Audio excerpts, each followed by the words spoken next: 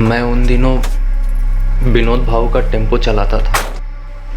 एक रात को उन्होंने मुझे माया ताई के घर बुलाया भाऊ।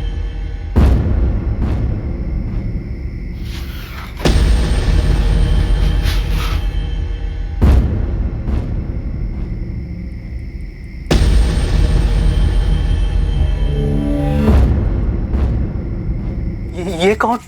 लाश है आदमी, ठिकाने लगा। नहीं बाबू, लेकिन ये मुझे बता, ये है कौन? इतना जानना जरूरी नहीं, समझा ना तेरा। गपचूप उठा। उसी रात हम उस लाश को कातरज के जंगल में ले गए।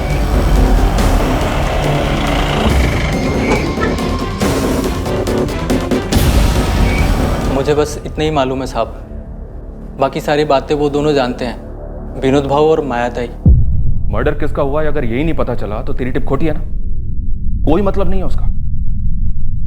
जगदीश जानता है साहब। क्या जानता है जगदीश? वो जानता है मर्डर हुआ था, तो ये भी जानता होगा किसका हुआ था। लेकिन भाऊ मुझे पता ही है, ये है कौन? ये सब कैसे हुआ? बहुत पूछने लगा बे तू, हाँ? इतना जानना जरूरी नहीं, समझा ना तेरा। गपचूप उठा। जगदीश वही था, उसने शायद खून होते हुए देखा हो साहब। और तेरा ये विनोद भाव कहाँ मिलेगा सर? पूर्वी लॉज। हो सकता है पुरुषोत्तम झूठ बोल रहा हूँ, फिर भी एक चांस दो। पूर्वी लॉज से विनोद को उठाओ और कातरज पुलिस से बात करो। मैं जगदीश और माया इनसे दोबारा बात करता हूँ।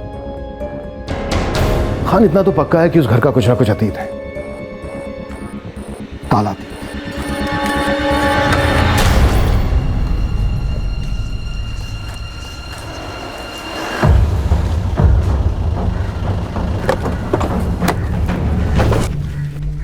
कुछ पता चला क्या साहब? सब कुछ पता चला, चल थाने। सर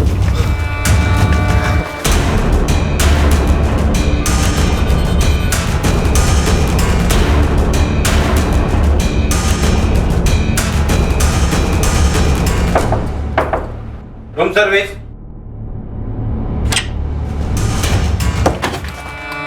अगर भागा तो यहीं पे ठोक दूंगा, दोबारा अपने पैरों पर चल नहीं पाएगा तू। विनोद जोशी। माया, तुम्हारे पति प्रशांत भाटे ने कभी घर छोड़ा ही नहीं था, है ना? वैसे कातरज के जंगलों में हम उस लाश की तलाश कर रहे हैं। भूतों से डर लगता है ना तुम्हें? हमें भी लगा तुम्हारे घर में अजीब, ऐसे लगा जैसे कोई भटकती आत्मा हो। नाराज सी। तुम्हारा खेल अब खत्म हो गया है माया। पुरुषोत्तम ने सब कुछ बोल दिया, विनोद जोशी को अरेस्ट कर लिया और हमें यह भी पता चल गया कि तुम्हारा बेटा जगदीश उस कत्ल का गवाह है, उसको भी उठा लिया। साहब, जगदीश उस टाइम बच्चा था, उसने कुछ नहीं किया, उसको छोड़ दो साहब। तुमने और विनोद जोशी ने मिलकर मारा ना प्रशांत भाटे को? नहीं साहब। ठीक है, पुरुषोत्तम और विनोद जोशी के साथ अब हम जगदीश को भी तोड़ेंगे। साहब, मैं सच बोल रही है कि तुमने और विनोद जोशी ने मिलकर प्रशांत भाटे को मारा? नहीं। सच चाहिए मुझे माया, सिर्फ सच। वो प्रशांत नहीं था, वो मेरा एक ग्राहक था। उसका नाम मेरे को नहीं मालूम। देख विनोद जोशी, माया एक औरत है, इसलिए अभी तक हमने सख्ती दिखाई नहीं उसके साथ, लेकिन तेरा नसीब ऐसा नहीं होगा, समझा? मैंने कुछ नहीं किया साहब, सच बता रहा हूँ मैं। ये जो भी खुनमुन जो भी हुआ है, आप बता रहे वो सब पूरा का पूरा माया ने किया। अच्छा, प्रॉफिट आधा आधा करेगा, लेकिन जुर्म पूरा का पूरा उसके सर पे डालेगा? नहीं, मैं सही बता रहा हूँ साहब, मैं उस आदमी को जानता तक नहीं था, उसको मारूंगा क्यों?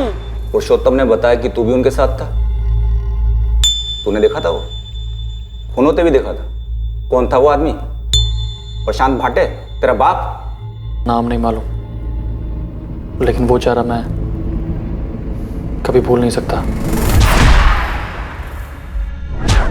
मैडम बता रही थी कि कोई सचिन पाठक है जो अपने बाप को ढूंढ रहा है। उसके बारे में क्यों पूछ रहा था? जिसको मारा गया था वो वही था।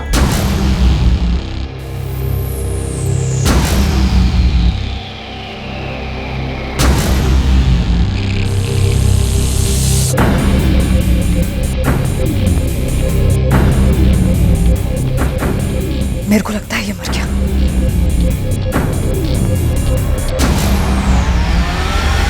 वो आदमी सचिन का बाप नीलेश पाठक था?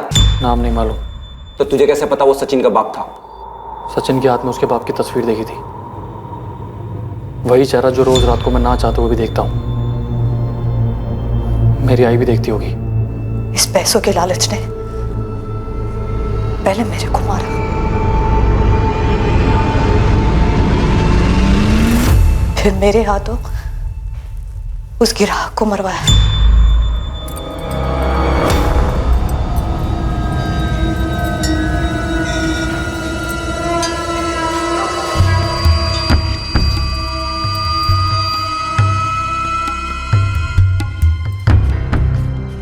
ओहो, क्या बात है बाबू, बैंक वैंक लूट कर आए हो क्या?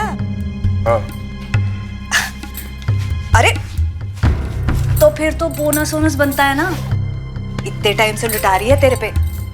5,000 तो निकाल उस बंडल से। 2,000 भी तेरे औकात के हिसाब से बहुत ज्यादा। ए, औकात की बात करता है? औकात? अब तो मैं 5,000 ही लेगी।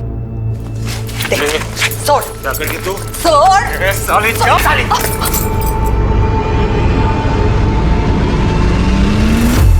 आसमान में बादल नहीं छाते साहब, मेरे सामने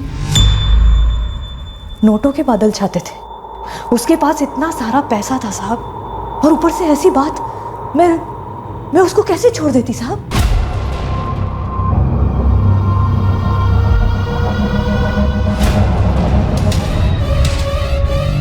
ये जग्या संभाल अपने को। देख, तुझे तेरी आई की मदद करनी है, समझ लगा है? ये खून साफ करना है, समझ लेना। आईची मदद करायचं।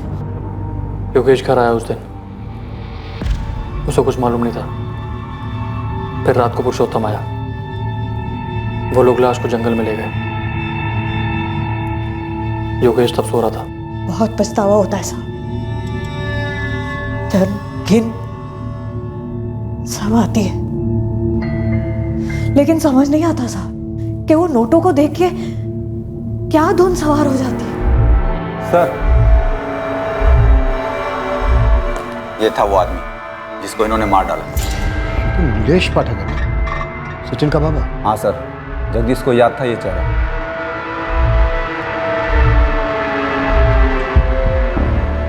ये था ना वो?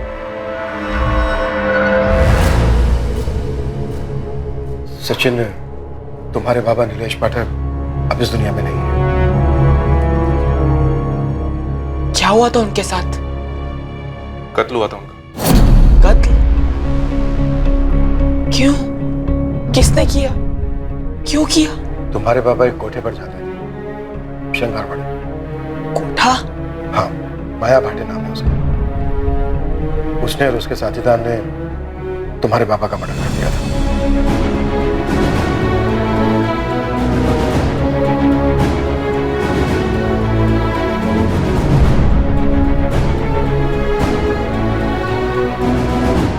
सचिन का पिता नीलेश पाठक 21 जून 2009 को अपने साथ एक 1.5 लाख की कलेक्शन कर अपने घर लौटने से पहले माया के घर गया था।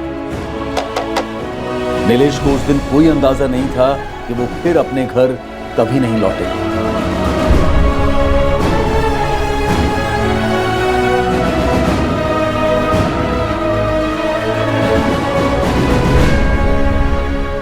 दो जुलाई 2009। हाँ, इस केस फाइल के हिसाब से 2 जुलाई 2009 को यहाँ कातरज के जंगल में एक लाश मिली थी।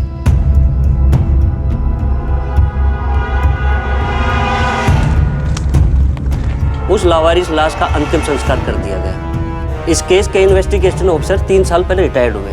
इस नीलेश की मिसिंग रिपोर्ट दर्ज नहीं हुई थी, बस इसके खिलाफ पैसे लेकर फरार होने की शिकायत की गई थी।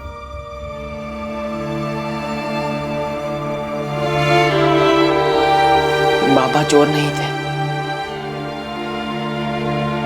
उनका मर्डर हुआ था उसी रात।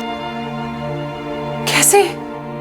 एक युवक की 9 साल की तलाश अपने पिता के लिए एक दर्द भरी असलियत के खुलासे से खत्म हुई।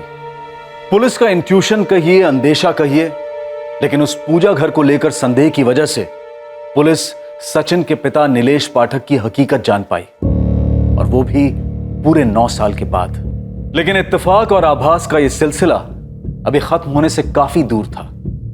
गड़े मुर्दे और भी थे। नीलेश के मर्डर के वक्त जगदीश नाबालिग था, पर जुर्म में तो शामिल था। नीलेश का हमें बर्थ सर्टिफिकेट निकलवाना होगा, उसकी एज के साथ रिपोर्ट फाइल करनी होगी। कोर्ट को डिसाइड करने दो। और सर वो कमरा? हाँ, वो कमरा। सर अभी भी लगता है कुछ अधूरा है, कुछ बाकी है जिसका पता लगाना है। ये पुरुषोत्तम पूरी बात नहीं बोल रहा है। और तुम लोगों को तो वहां कोई लाश नहीं मिली। लेकिन सर माया को जो इतना डर लगा रहता है, क्या वो डर सिर्फ एक अजनबी को लेकर या सिर्फ एक ग्राहक को लेकर हो सकता है?